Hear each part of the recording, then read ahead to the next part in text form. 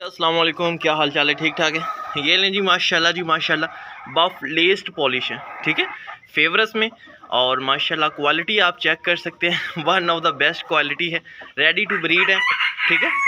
Females आप check कर लें, 5+2 का सेट है, एक मेल ये है, एक मेल केज में है, ठीक है। हाँ माशाल्लाह क्वालिटी चेक कर सकते हैं, इनकी मार्किंग, लेसिंग, हर चीज़ आपके सामने है।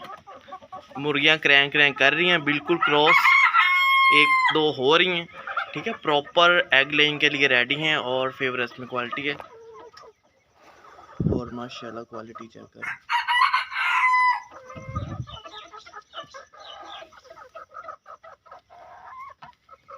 One of the best quality है। रिंग बर्ड के बच्चे हैं और ये फॉर सेल हैं। 5+2 का सेट है। जड़ा वाला रोड मोरकुंडा लोकेशन है। जिस भाई को भी चाहिए हो वो रब्ता कर सकता है। और माशाल्लाह आप चेक कर सकते हैं, फीमेल्स खुद क्रैंक क्रैंक कर रही हैं, करका रही हैं जैसे हम कहते हैं, ठीक है।